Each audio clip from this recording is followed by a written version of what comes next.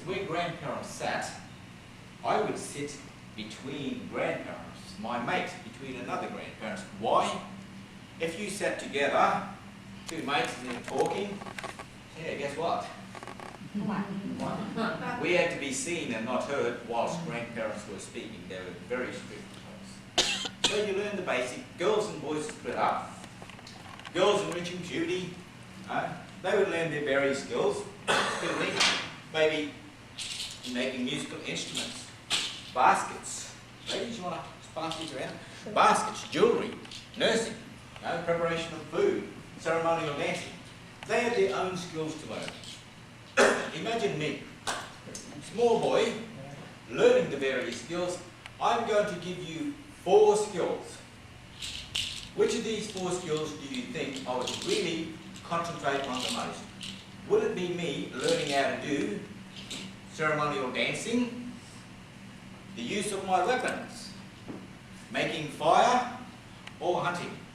Which of those 4 skills do you think I would really concentrate on the most? Dancing. Making fire? Dancing. Hunting. What was the other one? Fire, hunting, dancing, what was the other one? Use of the weapon. Use of my weapons. Not only, like if I know how to hunt as good as I can, no good going out and hunt if I don't know how to use my weapons. But not only for hunting, what else? My neighbours. They could be so skillful. Imagine if tribal warfare broke out and we're useless with our weaponry, we could be massacred. So folks, between me throwing small boomerang, getting bigger and stronger to the large boomerangs, between the boomerang and the spear, I would concentrate mostly on the spear. Why? It goes a greater distance than a boomerang. This, by the way, is South America and various parts of the world. It's called a Adelaide. Anywhere? Got that?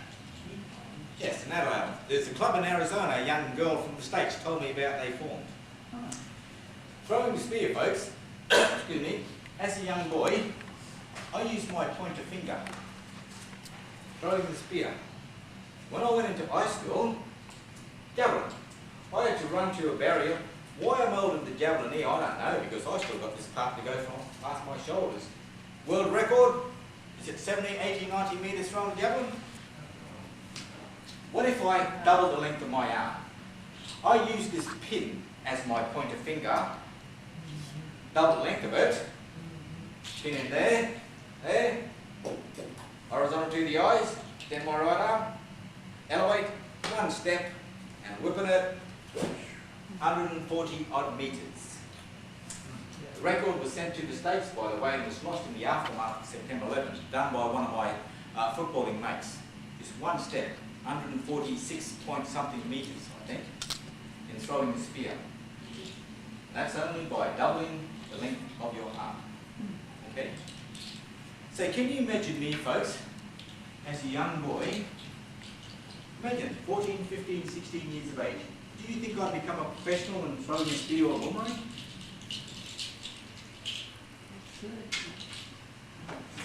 Definitely, folks, because the boomerang today, excuse my back, you was all told, 1 o'clock, over your shoulder, step, throw.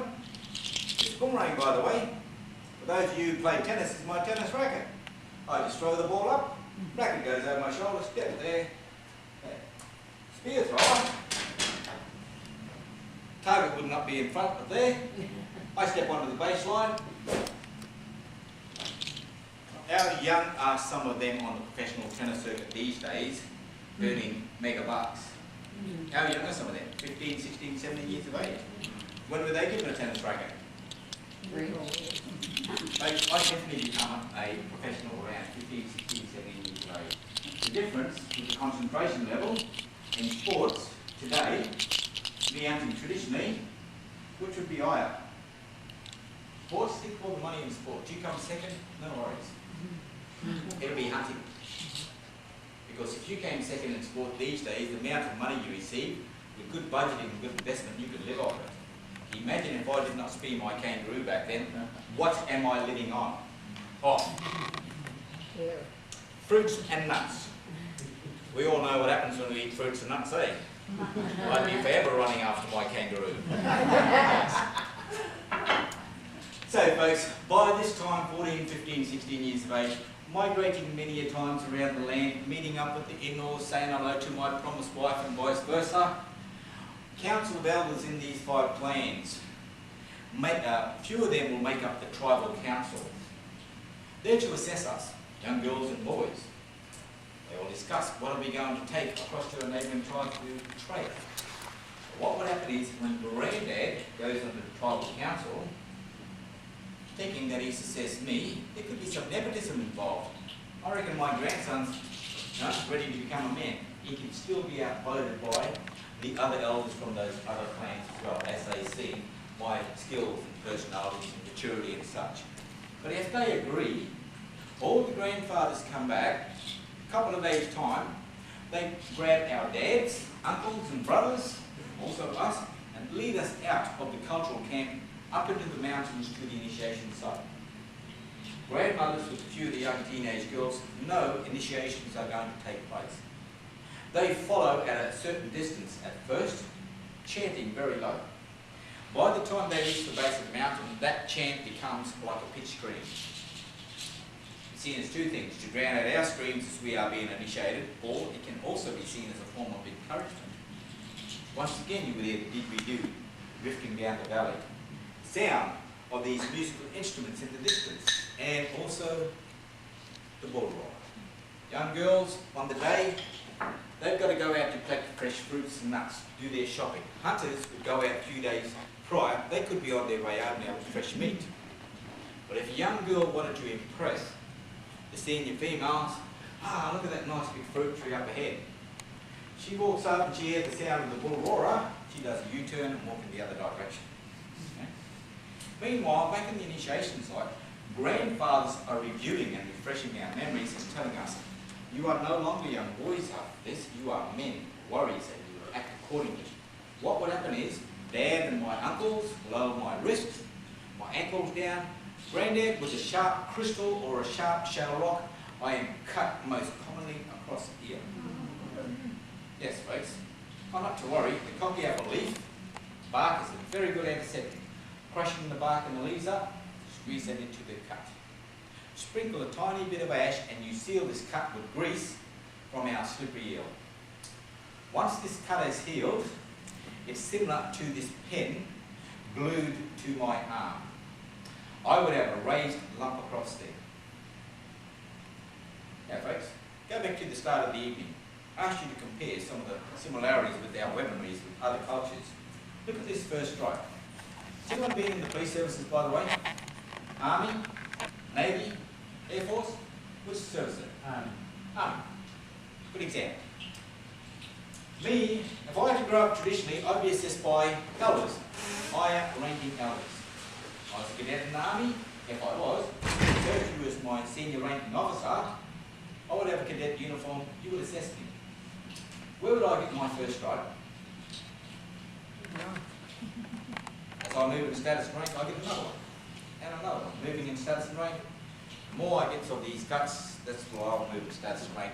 One day become one of the elite warriors around 30, 35 years of age. Of course, at that time, my children could have reached puberty, ready to marry their promised wives and husbands and have children, where I'd become a grandfather, passing down my wisdom and knowledge to them as my grandparents did to me. But folks, unfortunately, if great-grandparents are surviving, they would take seniority over you, which is exactly what's happening today. Yes, not to say I want to get rid of mum and dad, but with my 3 grandchildren, every time I talk to them and trying to teach my grandson how to dance, especially my dad at 70 years of age with a little colostomy bag here, he's got cancer, he always tells me, get out of the way, I'll teach him the traditional one. Every time I tell my children about creation and dreamtime stories, Mum always interferes and says, no, I'll tell the story, you wait. Yes. No.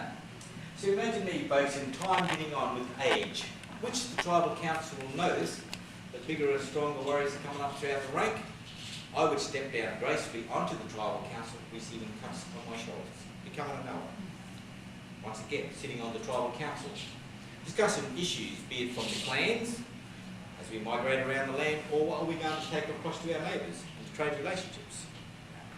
As time gets on with me Old age I die, wherever I die, folks, could be a small waterhole, a large mountain. These places are renamed after us. Some of our people believe that when we are born to the Spirit and we die to the Spirit. Continuous cycle of life. Well, we've always drawn our time in circles, continuous. If you look at time today, folks, it's seen as a straight line, linear, quantified, specified, who knows, it sees any time. Now, folks, I'm just taking you through a short but brief journey throughout our ancestral past. I did mention about how I live today. 5 or 10 minutes, folks. Folks, living today, well, I don't have a problem living in a little suburb just outside of Jabbergai there. Live like any normal Australian. But the thing about it is, with the independence, folks, if you look at the art here, all remember the documentary this morning? This is the Monomo mission, that is Kuranda. When that ceased in 1962, the majority of the Jabbergai people moved to this little community, Crower and Mantaka. One is Myola, little community. It's about a minute or 2 minutes drive to the township of Kuranda. The Jabbergai people and other Aboriginals did not want to go there because the only white people they seen on the mission was the missionaries and the American servicemen in 1936. Yet my dad and 3 to 4 other families decided to live here, Oak Forest. It goes to show these families, they have extended families, sometimes 28 to 30 people living in one house. They have health issues and such. Us, we're all living in Cairns, our 4 families in Mareeba and that. We're independent within the suburbs of Cairns and such.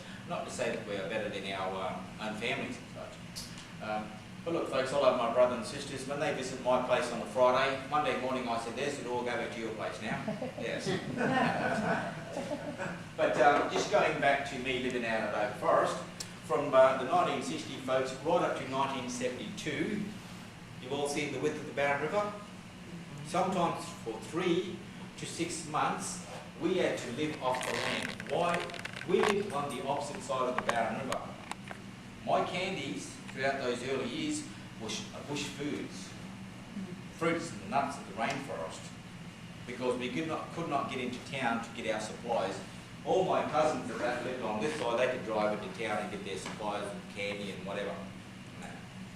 But folks, I went to school in Kuranda, spent 7 years going to a state school, and had to go down to Cairns to go to high school, 1973 to 1976. I did not go into my senior, kicking myself now why I didn't, for year 11 and 12. But at 17 years of age, I started an apprenticeship in cabinet making. 17 years of age, well, as most 17-year-old boys, what they would like to do is get away from home and make their own decisions, which I did.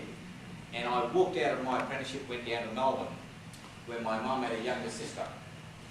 Now, folks, going down to Melbourne, found it was okay, but I tell you what, January, February, March, April, May, I hightailed it back up North Queensland because it was too damn cold for me down there.